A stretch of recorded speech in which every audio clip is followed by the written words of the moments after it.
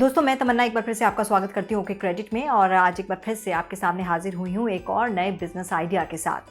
आज जिस business idea को हम लेकर आपके सामने आए हैं उसका समझ लीजिए कि उसका ग्रोथ जो है वो बहुत ज़्यादा है।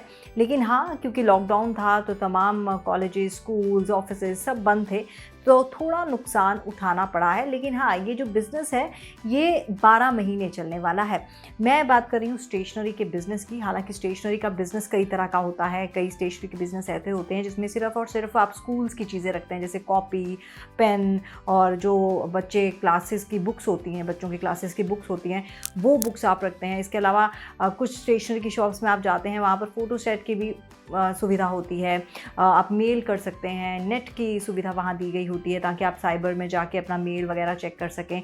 इसके अलावा कुछ शॉप्स में आप जाते होंगे जहाँ पर और कई तरह की सुविधाएं होती हैं। यानी कि ये स्टेशनरी का बिज़नेस जो है वो एक तरह का नहीं है, अलग अलग तरह का है। और आपको डिसाइड करना है कि आप कितना पैसा इन्वेस्ट करके कौन सा बिज़नेस चला सकते हैं और आगे बढ़ा सकते हैं। और बाकी जितने भी परामर्श हैं उसके लिए हम आपके साथ हैं। तो आज हम यही बात करेंगे और सब पहलुओं को समझने की कोशिश करेंगे कि आखिरकार स्टेशनरी का बिज़नेस कैसे शुरू किया जा सकता है और क्या लाइसेंस की ज़रूरत है या नहीं है, किस लाइसेंस को किस तरह से आप ले सकते हैं, किस तरह से कौन सा स्टेशनरी की शॉप आपके लिए सही रहेगी और किस लेवल से आप ये बिज़नेस शुरू कर सकते हैं। तमाम चीज़ें जानने के लिए हमारे साथ बने रहिएगा। सब्सक्राइब कीजिएगा हमारा चैनल और वीडियो को अंत तक देखिएगा और समझने की कोशिश कीजिएगा कि किस तरह से आप एक स्टार्टअप दे सकते हैं इस बिज़नेस को। वीडियो पसंद आए तो लाइक कीजिएगा और साथ ही साथ हमें बताइएगा कमेंट सेक्शन में लिख के कि आपको ये वीडियो कैसा लगा, और बेल आइकॉन का बटन ज़रूर दबाइएगा। ऐसे देखा जाए तो स्टेशनरी की दुकान खोलना आसान प्रक्रिया है, लेकिन यदि कोई कंपनी उद्यमी से अपने ऑफिस के लिए स्टेशनरी आइटम्स खरीदना चाहती है तो ऐसे में आपको अपनी दुकान का टैक्स रजिस्ट्रेशन करवाना पड़ेगा, क्योंकि कोई भी कंपनी ऐसी जगह से सामान नहीं खरीदती है जिसमें टैक्स बिल के स्टेशनरी आइटम्स नहीं बेचे जाते हैं। टैक्स रजिस्ट्रेशन करवाने से आप आसानी से हर एक के साथ बिजनेस कर सकते हैं। इस बिजनेस को करने से पहले जान लीजिए कि स्टेशनरी की शॉप किसे कहते हैं और ये कितने प्रकार की होती है, जिससे आपको बिजनेस को समझने में आसानी होगी। स्टेशनरी की दुकान किसे कहते हैं? ऐसी दुकान जहां पढ़ने लिखने और कार्यालय से जुड़े सामान मिलते हैं, साथ ही जहां क्राफ्ट, स्कूल प्रोजेक्ट से जुड़ी सामग्री मिलती है, जैसे पेन, पेंसिल, लिफाफे, बुक्स, स्केल, कलर, नोटपैड्स आदि अन्य सामान मिलते हैं। स्टेशनरी की दुकान खोलने से पहले जान लें कि स्टेशनरी की शॉप 3 प्रकार की होती है। आप कौन सी स्टेशनरी की शॉप खोलना चाहते हैं, इसे समझिए और फैसला लीजिए। सामान्य stationery, printing stationery, computer stationery. सामान्य स्टेशनरी ऐसी स्टेशनरी की दुकान जहां पेन, पेंसिल, इरेजर, शार्पनर आदि तरह के सामान मिलते हैं, यानी कि ऐसी दुकान जहां स्कूल, कॉलेज और ऑफिस से जुड़ी हर सामान्य और छोटी से बड़ी हर आवश्यक चीजें उपलब्ध होती हैं। प्रिंटिंग स्टेशनरी ऐसी स्टेशनरी जहां प्रिंटिंग से जुड़ी आवश्यक चीजें भी मिलती हैं, जैसे कि printer, cartridge, printer ink, paper ream, bond paper आदि। कंप्यूटर स्टेशनरी एक ऐसी स्टेशनरी जहां कंप्यूटर में यूज आने वाली हर आवश्यक वस्तुएं उपलब्ध होती हैं, जैसे कि CD, DVD, pen drive, mouse pad आदि। चलिए जानते हैं आप स्टेशनरी की दुकान कैसे खोल सकते हैं। बिजनेस का मॉडल तैयार करें। बिजनेस को शुरू करने से पहले आवश्यक है कि आप बिजनेस मॉडल तैयार कर लें, जिससे आपको पता है कि आप किस तरह का बिजनेस शुरू कर रहे हैं। अपने बिजनेस की योजना बनाएं, जैसे कि बजट कितना होगा, खर्च कहाँ कहाँ करना है, मार्केट स्ट्रेटेजी क्या होगी, बिजनेस कितने छोटे और बड़े स्तर पर होगा, दुकान में क्या क्या सामान रखना है, माल कहाँ से उठाना है, टारगेट यूजर्स क्या होंगे, किस तरह की स्टेशनरी होगी आदि। जब एक बार आप अपने बिजनेस की प्लानिंग कर लेंगे तो आपको आसानी होगी बिजनेस को समझने में और बिजनेस को करने में, क्योंकि अब आपको पता होगा कि आपके बिजनेस का मोटिव क्या है। सही जगह का चयन करें। बुक और स्टेशनरी की दुकान खोलते समय आपको इस बात का ध्यान रखना है कि यदि दुकान किसी स्कूल, कॉलेज, इंस्टीट्यूट और दफ्तरों के आसपास हो तो ग्राहकों की अधिक संख्या आपको मिल सकती है। इससे आपको सामान्य ग्राहकों के साथ साथ कॉर्पोरेट ग्राहक भी जुड़ सकते हैं। इसके अलावा स्टोर किसी मुख्य मार्केट या भीड़ भाड़ वाली जगह पर हो, जिससे लोगों की नजर पड़ती रहे और अपनी जरूरतों का सामान लेने के लिए वो आपकी शॉप पर आ सके। यदि किसी बस्ती में भी आपकी दुकान होती है तो भी आपकी दुकान काफी चलेगी। आप इस स्टोर को अपने घर पर भी शुरू कर सकते हैं। अगर आपका घर किसी रोड के किनारे है, एक ऐसी जगह जहां जहां आपका स्टोर चलने की संभावना है, तो आप अपने घर से भी स्टोर को शुरू कर सकते हैं। इसके लिए आवश्यक है कि आपके घर में बाहर की तरह शॉप हो। स्टेशनरी और बुक स्टोर खोलने के लिए न्यूनतम 400 वर्ग मीटर की शॉप आवश्यक है, जिससे आप अपनी दुकान का सारा सामान आसानी से मैनेज कर सकें। यदि आप बड़े स्तर पर अपना बिजनेस शुरू करना चाहते हैं तो आपको इससे अधिक जगह की आवश्यकता हो सकती है, साथ ही एक गोदाम की भी आवश्यकता हो सकती है। दुकान के इंटीरियर की व्यवस्था करें। आपने अपनी दुकान का चयन कर लिया, अब बात आती है दुकान के फर्नीचर की। किसी भी स्टेशनरी के लिए इंटीरियर डिजाइन महत्वपूर्ण होता है, इसलिए जब भी आप फर्नीचर बनवाएं तो इस बात का ख्याल रखें कि फर्नीचर डिजाइन आपकी जरूरतों को पूरा करता हो, जो आपकी दुकान के सामान को सही से समेटता हो और दर्शाता भी हो। दुकान का टैक्स पंजीकरण और चयनित जगह की अनुमति लें। आपने अपनी दुकान के लिए जगह का चयन कर लिया है। यदि दुकान आप अपने घर पर या अपनी जगह पर खोल रहे हैं तो ठीक है, लेकिन यदि आप दुकान किराए पर ले रहे हैं तो आपको रेंटल एग्रीमेंट की आवश्यकता होगी। यदि आप दुकान किराए पर ले रहे हैं तो दुकान खोलने से पहले दुकान के मालिक से रेंट एग्रीमेंट लें, क्योंकि बिजनेस के नाम से बैंक खाता और टैक्स पंजीकरण में आपकी दुकान का एड्रेस प्रूफ उपयोगी होगा। स्थानीय नगर निगम की स्वीकृति प्रमाण पत्र लें। अपनी शॉप का जीएसटी रजिस्ट्रेशन करवाएं। टैक्स पंजीकरण करवाएं।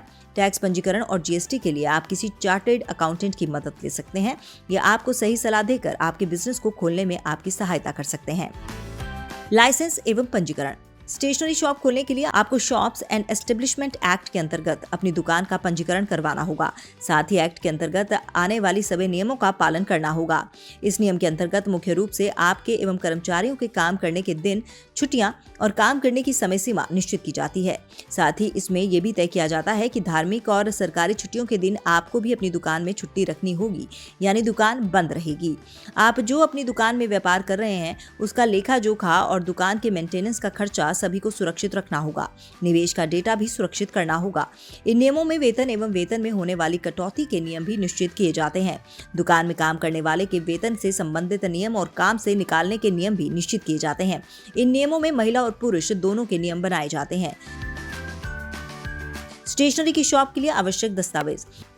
लाइसेंस और पंजीकरण के लिए आपके पास कुछ आवश्यक दस्तावेजों का होना अनिवार्य है, जैसे कि पैन कार्ड, आधार कार्ड, बैंक संबंधित दस्तावेज, बैंक अकाउंट, जिस जगह पर दुकान है उस जमीन के दस्तावेज, दुकान और जमीन के मालिक के साथ किया हुआ समझौता पत्र आदि। स्टेशनरी की शॉप पर रखें हर सामान। स्टेशनरी शॉप में विशेष रूप से पेन, किताबें, नोटबुक्स, स्टेपलर, कैलकुलेटर, पेंसिल एवं पढ़ाई में उपयोगी सामग्री को ही बेचा जाता है। लेकिन आप स्टेशनरी दुकान रखने वाले लोग ग्रीटिंग कार्ड, शादी के कार्ड एवं गिफ्ट कार्ड्स भी रख सकते हैं। सीधे शब्दों में कहा जाए तो स्टेशनरी शॉप में आप लोगों के उपयोग की छोटी छोटी चीजें रख सकते हैं, जिससे लोगों को आपकी शॉप पर बार बार आने का मौका मिले। वो जब भी आपकी शॉप पर आए तो खाली हाथ ना जाएं। कहाँ से उठाएं माल। स्टेशनरी में बेचे जाने वाला सामान आप ऑनलाइन और ऑफलाइन दोनों जगह से खरीद सकते हैं।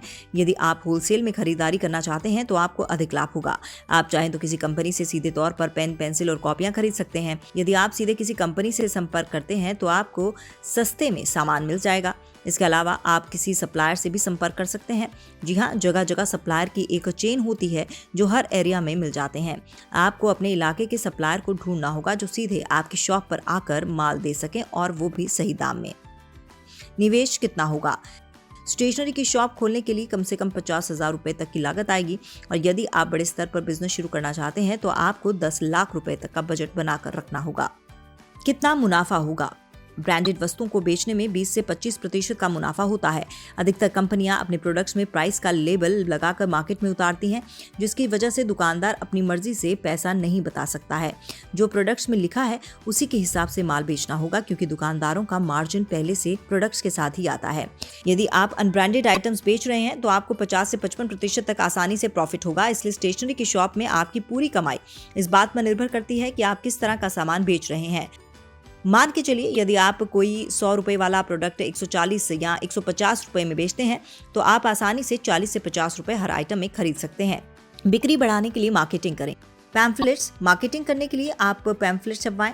हफ्ते में या महीने में अपने गांव, शहर, कस्बे के न्यूज़पेपर घरों में डालने वालों के साथ डील करके आप न्यूज़पेपर की कॉपी के साथ पैम्फलेट्स डलवा सकते हैं। बैनर। किसी स्कूल, कॉलेज और दफ्तरों के बाहर या उसके आसपास अपनी शॉप का बैनर लगवाएं। ध्यान दें कि यदि आप मार्केटिंग कर रहे हैं पैम्फलेट्स या बैनर के माध्यम से तो कुछ ऑफर्स भी रखें जिससे ग्राहक आकर्षित हों। अपनी शॉप से बिकने वाले आइटम्स में अपनी दुकान की पहचान लगाएं, जैसे कॉपी के कवर पर अपनी शॉप का नाम लिखवाएं आदि। अपनी दुकान पर डिस्काउंट जैसा ऐसा ऑफर दें। आप चाहें तो अपनी शॉप को ऑनलाइन भी ले जा सकते हैं, जहां से लोग आपकी शॉप से ऑर्डर कर सकें। दुकान का मैनेजमेंट कैसे करें?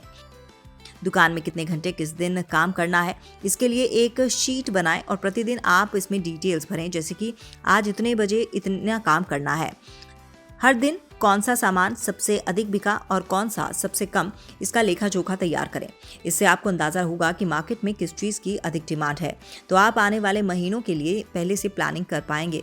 हर दिन कितने घंटे दुकान खोलने से कितना सामान बिका और हर दिन कितनी कमाई हुई, उस कमाई में कितनी बचत हुई, इसका लेखा जोखा तैयार करें, जिससे आपको अपने दुकान के बारे में प्रतिदिन हिसाब किताब करने में आसानी होगी। हर सामान का एक मूल्य निर्धारित करें। जैसे ब्रांडेड सामान का मूल्य तो पहले से निर्धारित होता है, ठीक उसी तरह से अनब्रांडेड सामान का भी मूल्य पहले से तैयार रखें।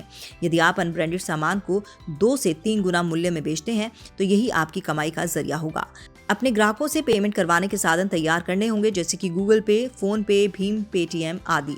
ऑनलाइन पेमेंट की सहूलियत तैयार करनी होगी, जिससे कैश के अलावा भी लोग आपके यहाँ से खरीदारी कर सकें। यदि आपके पास 2-3 या इससे ज्यादा का स्टाफ है तो आप उनको मैनेज करने के लिए ओके स्टाफ ऐप का इस्तेमाल कर सकते हैं। इस ऐप के माध्यम से आप अपने स्टाफ में मौजूद प्रत्येक सदस्य के काम को, उनकी छुट्टियों को, उनकी सैलरी को और उन्होंने किस दिन काम किया है और किस दिन काम नहीं किया, इन सब चीजों को आसानी से ट्रैक कर सकते हैं। इतना ही नहीं, आप इस ऐप के जरिए आपके टीम में प्रत्येक सदस्य की जवाबदेही भी तय कर सकते हैं। अपनी दुकान में सीसीटीवी कैमरा लगवाएं, जिससे आपको आसानी से अपनी दुकान की सुरक्षा हेतु और दुकान में कहां क्या चल रहा है उस पर नजर रखें। तो चलिए, ये था स्टेशनरी बिजनेस शुरू करने का आइडिया, और अगर आपको ये आइडिया पसंद आया है तो आप इसको एक ट्राई दे सकते हैं और मन लगा के काम कीजिए। हर बिजनेस चल सकता है, सिर्फ इरादे नेक होने चाहिए और मेहनत लगती है और पेशेंस बहुत ज़रूरी है। ये मैं बात बार बार कहती हूँ, हार नहीं माननी है। किसी चीज़ को अगर आपने शुरू किया तो उसको उसकी मंजिल तक पहुँचाना बेहद ज़रूरी है। बाकी अगर आपको पास कोई आइडिया है हमें देने के लिए, कोई भी सलाह है, कोई मशवरा है, तो आप कमेंट सेक्शन में ज़रूर लिख सकते हैं। मुझे दीजिए इजाज़त। आपके बिजनेस का सच्चा साथी।